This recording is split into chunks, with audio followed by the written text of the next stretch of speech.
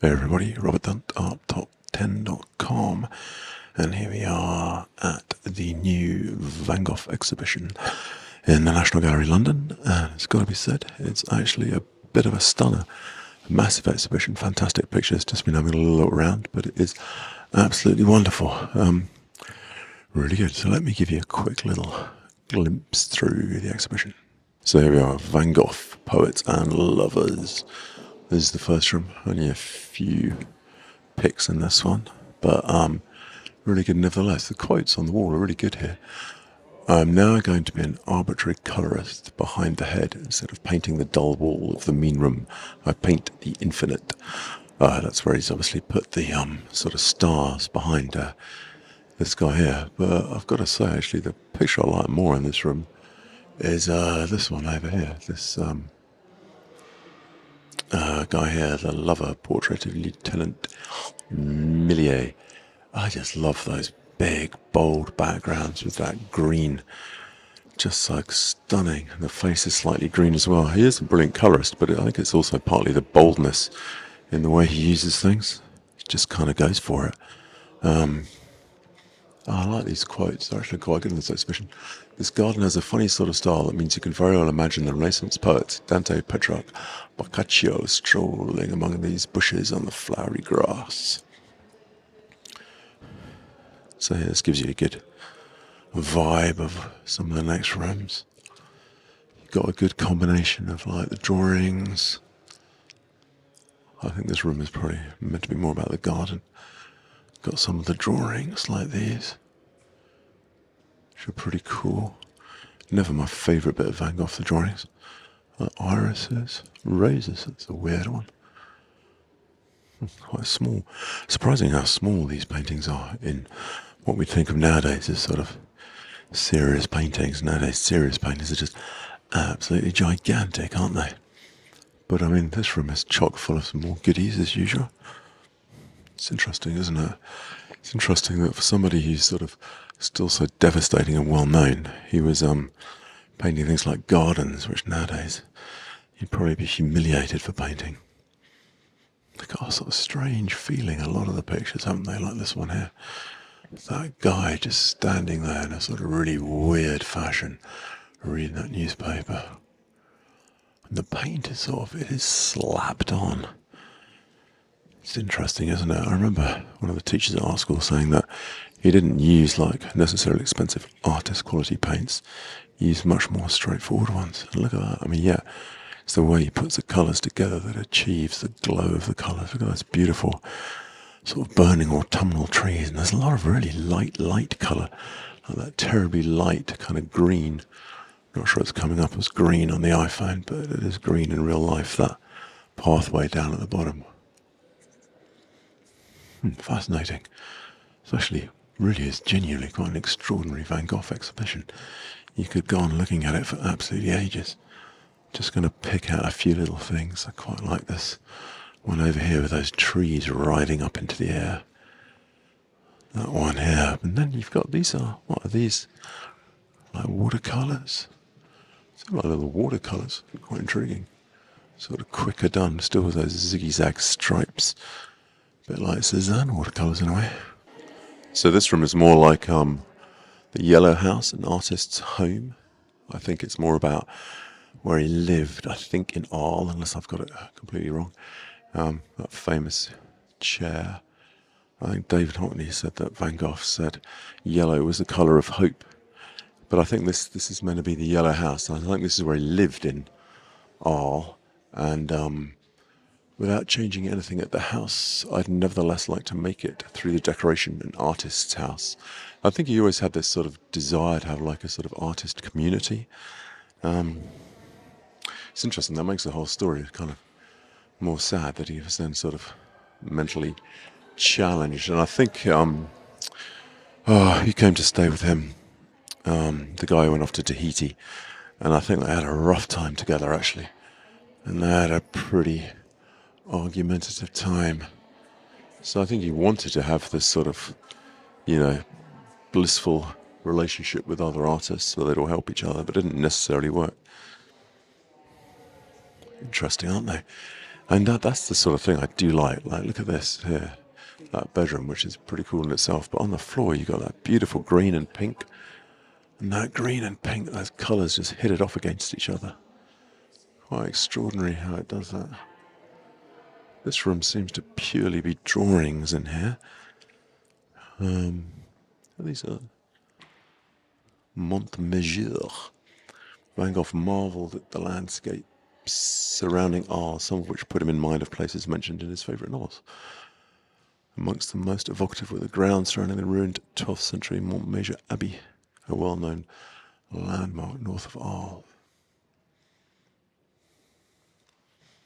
It's interesting, he died at 37, I think, but he's actually quite prolific. He got a lot of stuff done in that time, it has to be said. Again, I actually like the things written on the wall. His letters are supposed to be an amazing book, aren't they? To express the love of two lovers through a marriage of two complementary colours. Their mixture and their contrast, the mysterious vibrations of adjacent tones. I think that's relating to these two lovers down here. I'm not entirely sure they're complementary colours, but that is so heavily glazed, that painting. Absolutely extraordinary. Really weird picture, so dark. And this one's absolutely bizarre as well. That massive yellow sun, which is a bit like a sort of gigantic Ben Nixon circle. And it's got a Japanese vibe to it as well, of course. Quite extraordinary. So the three pictures behind me, the two sunflowers and the woman, this is a collection of pictures that Van Gogh always wanted to be hung together, and I think he did hang them together himself, but he obviously wanted them to be hung together as well in a more sort of official fashion. It's actually really cool with those blue sunflowers and the yellow sunflowers. Anyway, I'm going to snip it over to you a little bit of one of the curators talking about this selection of pictures. And they also, interestingly enough, talking about how to pronounce Van Gogh at the beginning, which seems to be much the way you want it. It can be Van Gogh, Van Gogh. It seems to be okay all times. So he said, you never see a canvas sign Van Gogh. You only see it signed Vincent. Easier. Problem solved. And he is a practical man. But one of the joys of the exhibition, one of the goals we set for ourselves, never being quite sure we could fill it, was to bring together these three pictures. Two of the most famous works he ever created, the two sunflowers, our own, this painting that hung in Gauguin's bedroom in the Yellow House, and that the National Gallery acquired exactly 100 years ago in 1924, along with the version of the sunflowers done early in 1889 from the Philadelphia Museum of Art. You notice the most striking difference, and seeing them side by side, we see more and more differences. But the most striking one is the blue background. Yellow background here, blue background there, and in the middle, La Berceuse, the nursemaid lullaby. Why are these three pictures together? These three pictures are together because Vincent wanted them to be seen together. In 1889, in a letter to Theo, he includes a small drawing showing the three of them side by side, actually very tightly side by side. One yellow, one blue, with this nursing figure in the middle. He said he had a very specific goal for this grouping of pictures, this triptych, again directed outwards. He said that this image would be very consoling for sailors at sea, that they would draw comfort from this image of the wonderful sun-drenched flowers and this maternal figure rocking the cradle, just as the ship they were on was rocking. He envisioned this. It has never been seen, except I suppose by him, in the studio. The pictures went their separate ways after his death. But I think not only for us, but within the world of Van Gogh studies, the idea of seeing these three together has been a kind of lure and dream And so we were hugely grateful when Philadelphia agreed to lend it, first time it's ever left the museum, agreed to lend it, and we could recreate that drawing that is so exciting a part of Vincent's imagination.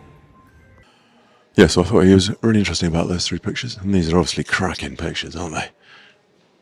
The blue on this thing is coming back a bit overdone on the iPhone, but it's got a really cool blue background.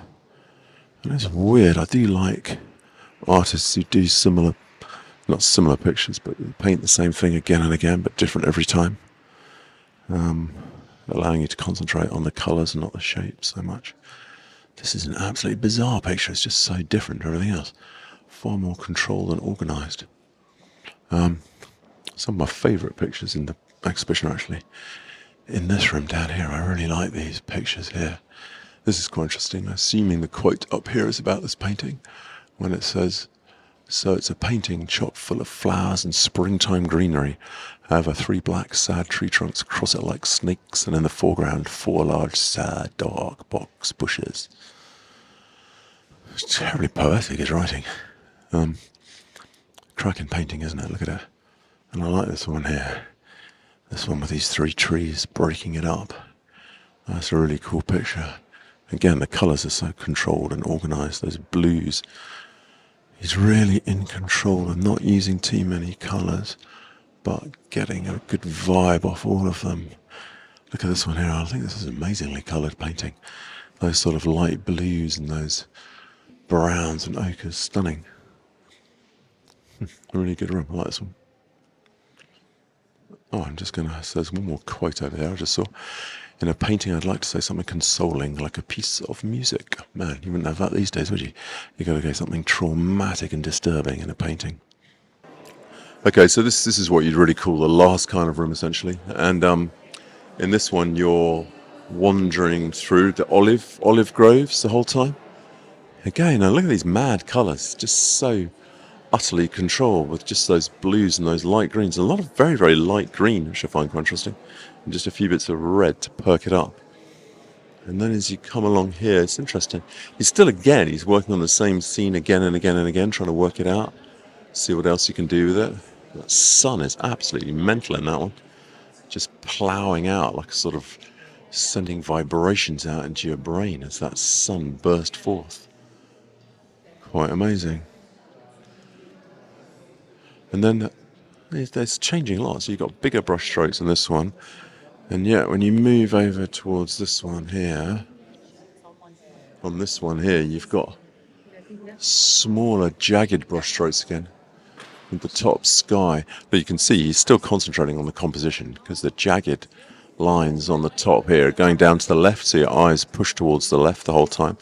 So you're pushed back against the edge of the picture to then read across to the right. So it's always working on that. And then there's this painting here, which is this one here is kind of weird with the people hopping around. Sort of, I think they're sort of picking figs off the trees. Apparently, I think he just made that up, went back home and just added the people in. They thought it was sort of fading, that picture, but it seems to be more that he actually just used different materials he didn't use. And then these are the last 2 pictures in the exhibition. These are just meant to be kind of positive, bursting with colour pictures, but also meant to be a bit more abstract, I think is the idea. In that they, well, you can see it's more close-up things. So look at that, this has got little dots and crazy lines. But it still works really nicely as a painting. And the reds in this are actually quite dark brown. It's quite surprising. A lot of the time the colours are not even that bright in themselves, but the way he puts them together, they really spike themselves up. And I really like the greens in this last one here. Top greens are really cool. Quite sort of bursting bright greens in the top of it are really, really nice as they burst out of the canvas. Fascinating. Okay, so quick roundup. I haven't filmed every single picture in detail because that's not really what you're meant to be doing, and you can be criticised and told to take the film down if you do that too much or overuse the images. So I'm really just trying to give you a sense of what the exhibition is like, focus on a few of my favourite things. But I think this room is probably the best, especially with these 3 paintings that they've put together down here, which are really, really superbly good. But yeah, so overall, verdict, I think it's an absolutely stunning exhibition, really. Could actually spend hours here looking at it, thinking about it. It really is quite an extraordinary character, Van Gogh. And it's extraordinary. He just gets so much positivity and life and colour. I mean, look at that picture over there with that mad blue background. There's so many things about it that you would say are wrong. It's so gunged on that you think, man, is that all right? But yet at the same time, that blue just burns out of you. And blue's a cold colour, but it's coming out of there hot. So yeah, just absolutely wonderful. Really, really good exhibition, and I thoroughly recommend you head down to the National Gallery and have a look. So, as ever, auf Wiedersehen, Darafez, bye-bye. Please like and subscribe for more adventures into the art world in London and abroad. And of course, please don't forget to like and subscribe to my other channel, Travel Dog, which is sniffing out the best of food and travel. Cheerio, bye-bye.